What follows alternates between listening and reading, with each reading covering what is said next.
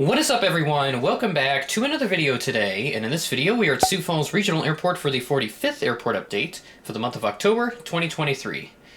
I think it's only fair for me to do two Sioux Falls airport updates as I did with Des Moines, just to kind of keep things balanced. So, here we are. Start off here at gate number 1, we have this Allegiant Airbus A320 that came in from Phoenix Mesa as flight 643 at 2:03 p.m. delayed from an 11:39 a.m. scheduled arrival. Allegiant will be upping the frequency of this route. Right now it's about 4 times weekly, going to go up to about 5 next month, and then as we head into the new year, it looks like they're going to up it to about 6 or 7 times weekly, so that's going to be pretty awesome. So when we hit 7 times weekly, it's essentially going to be a daily flight, which would make sense since you're heading down to Phoenix where it's much warmer in the winter and people want to get away from the cold winters here in South Dakota. I think we're long overdue for a new Allegiant route announcement as well, just on another note, because we haven't had one since I believe it was back in 2021 with either Austin or Fort Lauderdale. It was one of those two routes, if I remember correctly, because I know Fort Lauderdale is fairly new still.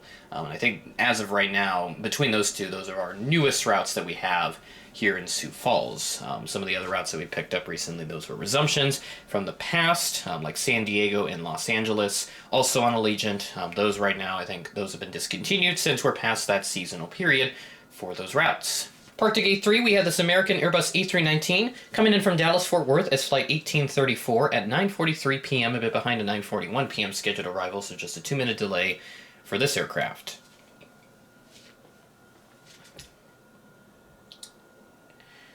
No major changes for the DFW flights. Still in January, February, they're going to go back to the E175, but in mid-February they will bring back mainline, which would make sense since it'll be a little bit less demand during that time, so can't really fill up about 125 seats on a 319 compared to about like the 70 or so that you'll find on the Embraer E-Jets. So that right there, no major changes. Charlotte, unfortunately, I didn't see any changes with that either. Still going to end on November 4th, which is only going to be about a week or so away from this video going out. I'm recording this on October 21st, so kind of sucks that we're going to lose Charlotte, and no updates on when that's going to return. I did check into next summer on PassRider, and it does not show up, so whether or not that service is going to come back, I have no idea just yet, but hopefully we'll get some updates on that in the future, and when I do get updates, I'll be sure to pass those along in the next applicable update. Here at Gate 5, we have this American Eagle CRJ-200 coming in from Chicago O'Hare as flight 6256, operated by Air Wisconsin, at 5:41 p.m., a bit behind a 5:32 p.m. scheduled arrival, so a 9-minute delay for this aircraft. I do see that we're going to get the Piedmont 145s in November. That's going to be awesome. I cannot wait to see those again, since Envoy obviously has gotten rid of that type, and they transferred all of them over to Piedmont. Some of them have been sent to the boneyard, where I assume they will be scrapped. So, kind of sucks that we're losing out on that type, and in exchange we get the CRJ-200 for American Eagle, but it is what it is. What can you do? But either way, looking forward to seeing the 145s coming back into Sioux Falls in November. Good composition here with these two United aircraft. We've got ourselves a main line and then our regional up there at gate 6. We'll check out the main line, parked at gate 7. This United 737-800 in the co-merger livery, Continental Globe, coming in from Denver as flight 1293 at 7:55 p.m. Had to be scheduled 8:02 p.m. arrival. And then switching our focus up towards your top right of the screen here at gate 6 with this United Express CRJ-200 in the co-merger livery. This is not accurate, as this is actually the SkyWest House livery CRJ-200 that came in. Kind of surprised that hasn't been made into a model yet, as Gemini did do that SkyWest CRJ-700, which I have in my collection.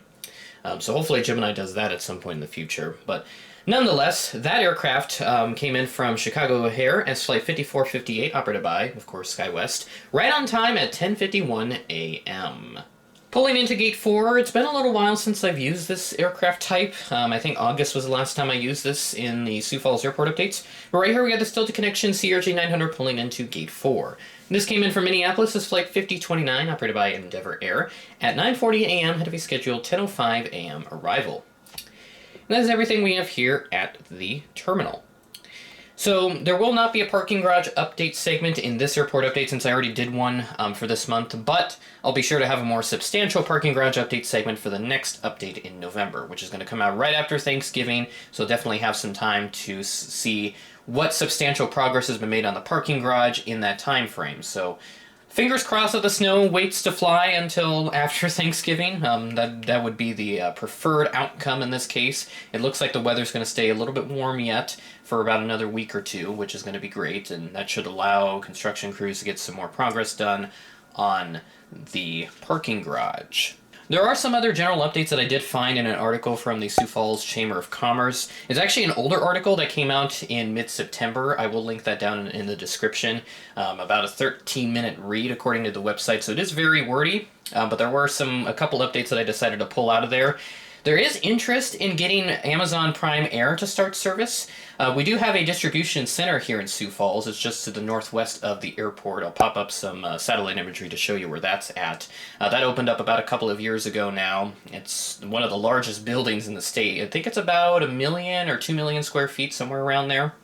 So it's a very, very large facility, and kind of surprised that we haven't gotten Prime Air service yet, nor have I heard anything about it, but hopefully we do get them added to our lineup at some point, because I'd love to see those 737s or even the 767s coming into Sioux Falls on a fairly regular basis, so we'll see how that turns out in the future. And then another update I decided to pull out of there, still very fluid timeline on the terminal expansion project. It's all going to depend on funding and, of course, how much further we do get into the parking garage construction, as that's scheduled, at least now tentatively, to open around August or September of next year. So less than a year away from that. Cannot wait to see that open. Will be a very exciting time. And I did pull out this quote from Dan Ledler, Executive Director for the Sioux Falls Regional Airport.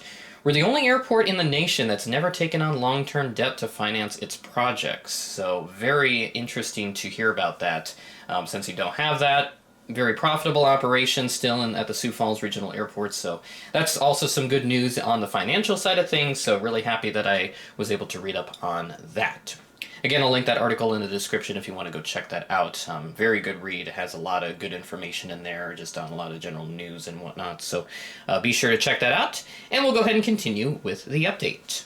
Taxiing to the terminal, this is going to be pulling into Gate 4 here pretty soon, so that Delta CRJ that we see they're pulling in, so this aircraft in this scenario is going to have to wait a little bit. But taxiing in, we had this Delta Airbus A319, which came in from Atlanta as Flight 2165 at 9:45 p.m., delayed from a 9:09 p.m. scheduled arrival, so that is a delay of 36 minutes for this aircraft. What a surprise that we have here! We have not only one, but two Southwest aircraft in this Sioux Falls Airport update.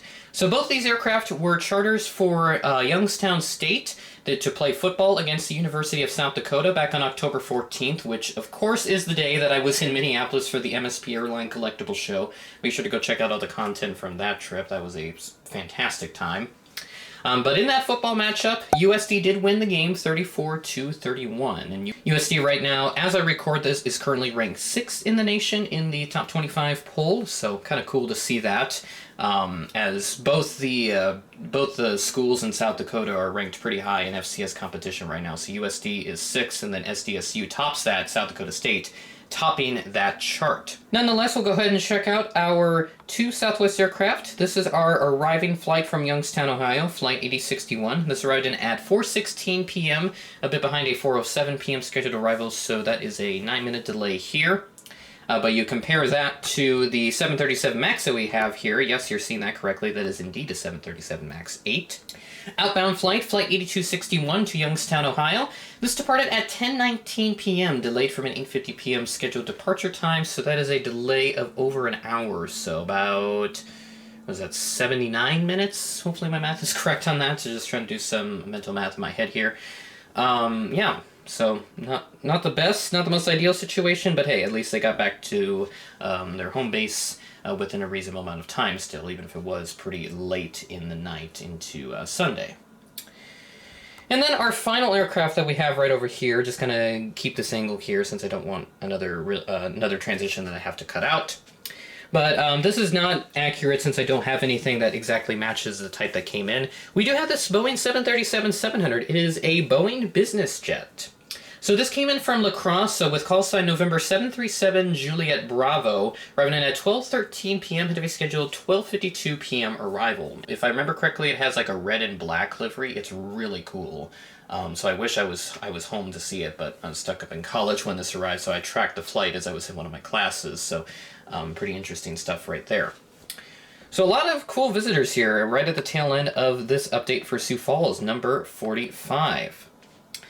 So we'll get back to the once monthly airport updates for both Des Moines and Sioux Falls next month. As I shouldn't have any major scheduling conflicts next month, I would all of a sudden just vanish since things would free up. Since it seems like everything's going along really smoothly, and a lot of the stuff that I was anticipating would take up a lot of my time. It's actually not too bad, thankfully. So still been able to do these airport updates on a regular basis and haven't had to really pre-record too many of them, at least now at this point in the year. Whereas early on in the year, I had to pre-record a good handful of them. But since time has freed up for me quite a bit, I've had a lot more time to do these airport updates on time. So, with that being said, that is the end of the video. Thanks for watching, and I will catch you in the next video.